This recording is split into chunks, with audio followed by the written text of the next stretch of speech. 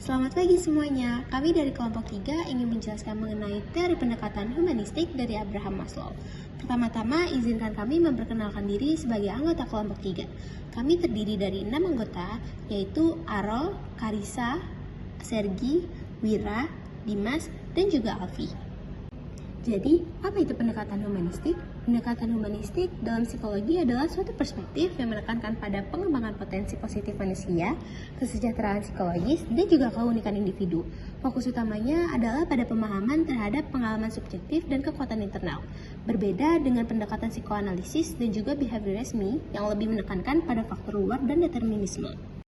Nah, tokoh seperti Carl Rogers dan Abraham Maslow yang mewakili pendekatan humanistik mengajukan konsep-konsep seperti self-actualization, kepercayaan pada diri sendiri, dan juga pertumbuhan pribadi sebagai elemen-elemen sentral dalam pemahaman psikologi manusia. Oke, selanjutnya, seperti yang kita lihat pada gambar di layar, bahwa terdapat satu foto dari seorang tokoh psikologi, yaitu Abraham Maslow. Siapa sih Abraham Maslow? Ini Abraham Maslow atau yang biasa kita kenal yaitu Maslow. Beliau adalah seorang tokoh psikologi yang dianggap sebagai pendiri dan juga pemimpin spiritual gerakan psikologi humanistik. Abraham Maslow mengemukakan teori hierarchy of needs dan terdiri dari yang paling bawah adalah psychological needs, safety needs, social needs, esteem needs, dan yang terakhir adalah self-actualization. Oke, selanjutnya akan dijelaskan oleh teman saya. Abraham Harold Maslow lahir pada tanggal 1 April 1908 di Brooklyn, New York, Amerika Serikat. Ia adalah seorang psikolog yang dikenal karena kontribusinya terhadap bidang psikologi humanistik. Maslow adalah anak tertua dari 7 bersaudara dalam keluarga imigran Yahudi dari Rusia. Gejolak kehidupan masa kecilnya dipengaruhi oleh kondisi keluarga yang miskin dan juga lingkungan yang sulit di Brooklyn. Maslow mengalami masa kecil yang sulit dengan orang tua yang memiliki pendidikan terbatas dan kondisi ekonomi yang sulit. Ayahnya, Samuel Maslow, bekerja sebagai tukang kayu, sementara ibunya, Rose Maslow, memiliki peran di rumah tangga. Keadaan keluarga yang sulit menciptakan latar belakang traumatis yang kemudian memengaruhi pemikiran dan konsep psikologis Maslow. Dalam sebuah pernyataan yang ditemukan dalam makalahnya yang tidak diterbitkan bertahun-tahun setelah kematiannya, Maslow menulis, "Keluarga saya adalah keluarga yang menyedihkan, dan ibu saya adalah makhluk yang mengerikan." Pada masa remajanya, Maslow mengalami kesulitan dengan penampilan fisiknya dan merasa rendah diri. Meskipun menghadapi tekanan dari orang tuanya terkait penampilannya, Maslow mencari pelarian melalui minatnya dan pendidikan dan literatur. Dia menghabiskan banyak waktunya di perpustakaan, membaca buku-buku yang membantu pandangannya tentang dunia. Maslow mengejar pendidikan tinggi di City College of New York, memulai studi hukum atas permintaan ayahnya. Namun minatnya yang sebenarnya adalah dalam mempelajari berbagai bidang ilmu. Setelah menemukan minatnya dalam psikologi, dia pindah ke Universitas Wisconsin, di mana dia terkesan oleh psikologi perilaku dari John B. Watson. Selama periode ini, Maslow menikahi sepupunya Bertha Goodman dan memiliki 2 anak. Pernikahan ini memberinya dukungan emosional dan stabilitas yang dibutuhkan untuk mengejar karir akademisnya. Dia memperoleh gelar doktor di bidang psikologi dari Universitas Wisconsin pada tahun 1934. Awalnya, Maslow mengadopsi pandangan behavioristik dalam psikologi, tetapi perubahan besar terjadi dalam pemikirannya selama Perang Dunia II.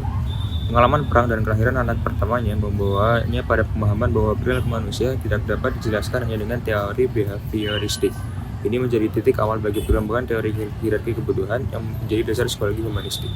Maslow menjadi dosen di Brooklyn College dan kemudian pindah ke Brandeis University pada tahun 1991. Dia terus mengembangkan ide-ide humanistiknya dan mendapatkan keterkenaan sebagai salah satu psikolog paling berpengaruh di abad ke-20. Pada tahun 1997, Maslow menjadi presiden American Psychological Association. Selama masa hidupnya, Maslow terus meneliti dan menulis tentang psikologi humanistik. Pada tanggal 8 Juni 1970, Maslow meninggal dunia karena serangan jantung saat sedang jogging di sekitar pulang rumahnya di California. Warisan Maslow pun terus hidup melalui kontribusinya pada psikologi dan urusan pemikirannya tentang kebutuhan, motivasi, dan pengembangan pribadi. Hierarki kebutuhan menurut Abraham Maslow. Abraham Maslow adalah seorang psikolog terkenal, mengembangkan teori hierarki kebutuhan yang terkenal pada tahun 1940-an dan 1950-an. Teori ini menyajikan pandangan tentang motivasi dan pengembangan pribadi seseorang. Menurut Maslow, individu memiliki berbagai tingkat kebutuhan yang perlu dipenuhi, dan setiap tingkat harus terpenuhi sebelum individu dapat mencapai tingkat kebutuhan berikutnya. Yang pertama adalah kebutuhan fisiologis. Ini adalah kebutuhan dasar seperti makanan, air, tidur, dan kebutuhan fisik lainnya. Kebutuhan ini merupakan prioritas tertinggi dan harus dipenuhi sebelum kebutuhan tingkat berikutnya muncul. Yang kedua adalah kebutuhan keamanan. Setelah kebutuhan fisiologis terpenuhi, individu mencari keamanan dan stabilitas dalam kehidupan mereka. Ini mencakup keamanan finansial, kesehatan, dan perlindungan dari bahaya fisik atau emosional. Yang ketiga, kebutuhan sosial. Kebutuhan untuk bersosialisasi, mencintai, dan dicintai muncul setelah kebutuhan dasar terpenuhi. Hubungan sosial seperti keluarga dan persahabatan memainkan peran penting dalam memenuhi kebutuhan ini. Yang keempat, kebutuhan penghargaan. Individu mencari penghargaan, pengakuan, dan rasa prestasi. Ini melibatkan upaya untuk mencapai sesuatu yang bernilai dan mendapatkan apresiasi dari orang lain. Yang kelima, kebutuhan aktualisasi diri. Ini adalah tingkat tertinggi dalam hierarki kebutuhan. Aktualisasi diri melibatkan pencapaian penuh potensi individu, kreativitas, dan pemenuhan tujuan hidup. Hanya sedikit orang yang mencapai tingkat ini. Karakteristik kebutuhan. Semakin rendah kebutuhan dalam hierarki, semakin besar kekuatannya, potensinya, dan prioritasnya. Kebutuhan yang lebih tinggi adalah kebutuhan yang lebih lemah. Kebutuhan yang lebih tinggi muncul lebih lambat dalam kehidupan. Kebutuhan fisiologis dan keamanan muncul pada bayi. Kebutuhan untuk kebersamaan dan harga diri muncul pada masa remaja. Kebutuhan self-actualization tidak muncul sampai pertengahan kehidupan. Karena kebutuhan yang lebih tinggi kurang diperlukan untuk kelangsungan hidup sebenarnya, pemenuhannya dapat ditunda. Kegagalan memenuhi kebutuhan yang lebih tinggi tidak menimbulkan krisis. Kegagalan memenuhi kebutuhan yang lebih rendah di sisi lain menghasilkan krisis. Untuk alasan ini, Maslow menyebut kebutuhan yang lebih rendah sebagai kebutuhan defisit atau kebutuhan kekurangan. Kegagalan memenuhinya menghasilkan defisit atau kekurangan pada individu. Meskipun kebutuhan yang lebih tinggi kurang diperlukan untuk kelangsungan hidup, mereka dapat berkontribusi pada pertumbuhan pribadi kita. Memenuhi kebutuhan yang lebih tinggi mengarah pada kesehatan yang lebih baik, kebahagiaan, kepuasan, pemenuhan, dan umur panjang. Untuk alasan ini, Maslow menyebut kebutuhan yang lebih tinggi sebagai kebutuhan pertumbuhan atau kebutuhan untuk menjadi. Pemuasan kebutuhan yang lebih tinggi memerlukan keadaan sosial, ekonomi, dan politik yang lebih baik daripada pemuasan kebutuhan yang lebih rendah. Sebagai contoh, mengejar self-actualization memerlukan kebebasan berekspresi dan peluang yang lebih besar daripada mengejar kebutuhan keamanan. Sebuah kebutuhan tidak harus sepenuhnya terpenuhi sebelum kebutuhan berikutnya dalam hierarki menjadi penting. Maslow mengusulkan persentase kepuasan yang menurun untuk setiap kebutuhan, menawarkan contoh hipotesis. Ia menggambarkan seseorang yang memenuhi berturut-turut 85% kebutuhan fisiologis, 70% kebutuhan keamanan, 50% kebutuhan kebersamaan dan cinta, 40% kebutuhan harga diri, dan 10% kebutuhan self-actualization. Kondisi untuk mencapai self-actualization. Pertama, kita harus bebas dari batasan-batasan yang diberlakukan oleh masyarakat dan diri sendiri. Yang kedua, kita tidak boleh teralihkan oleh kebutuhan tingkat rendah. Lalu kita harus aman dalam citra diri dan hubungan dengan orang lain, dan kita harus mampu mencintai dan dicintai sebagai balasan. Dan yang terakhir, kita harus memiliki pengetahuan realistis tentang kelebihan dan kelemahan kebijakan dan keburukan kita. Mencapai self-actualization dengan cara non-tradisional. Meskipun hierarki kebutuhan yang diajukan oleh Maslow berlaku untuk sebagian besar dari kita, ada pengecualian. Beberapa orang mengabdikan hidup mereka untuk sebuah ideal dan dengan sukarela mengorbankan segalanya untuk tujuan mereka. Orang-orang terkadang terkenal karena berpuasa hingga mati dalam pelayanan kepercayaan mereka. Dengan demikian menolak kebutuhan fisiologis dan keamanan mereka. Tokoh-tokoh agama mungkin meninggalkan semua harta duniawi untuk memenuhi sumpah kemiskinan, sehingga memuaskan kebutuhan self-actualization mereka sambil menghambat kebutuhan tingkat rendah. Seniman sepanjang sejarah sering sekali mengorbankan kesehatan dan keamanan mereka demi karya seni mereka. Universal yang lebih umum dalam hierarki terjadi ketika orang menempatkan kepentingan yang lebih besar pada harga diri daripada pada cinta, dengan keyakinan bahwa kebutuhan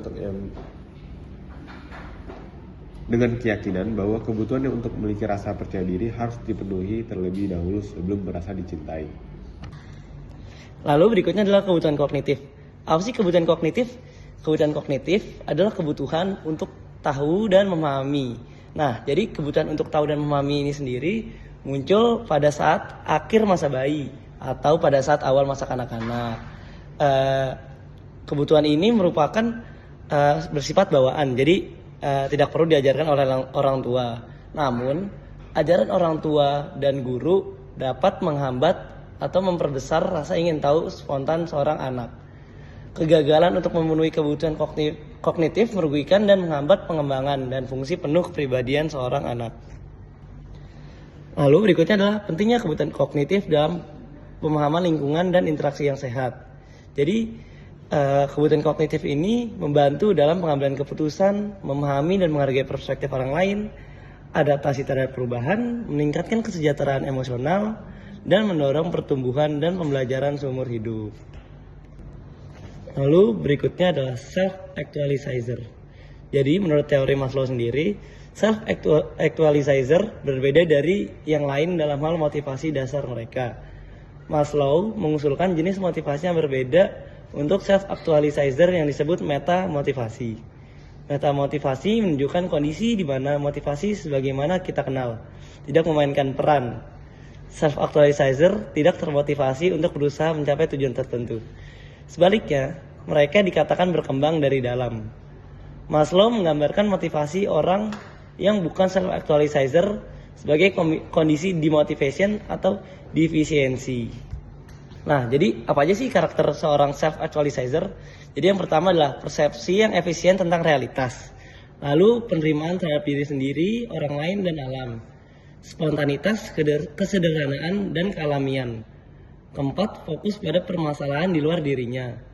5, rasa keterpisahan dan kebutuhan akan privasi.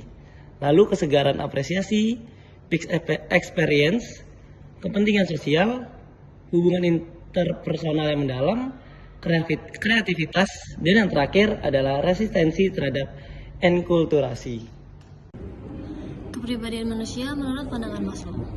Pandangan Maslow tentang kepribadian bersifat humanistik dan optimis. Ia berfokus pada kesehatan psikologis daripada penyakit, pertumbuhan daripada stagnasi, kebajikan dan potensi daripada kelemahan dan keterbatasan. Maslow memiliki keyakinan kuat akan kemampuan kita untuk membentuk hidup dan masyarakat kita. Kompleks Yunani dan kebutuhan aktualisasi diri. Maslow juga mengidentifikasi kompleks Yunani dan kebutuhan aktualisasi diri.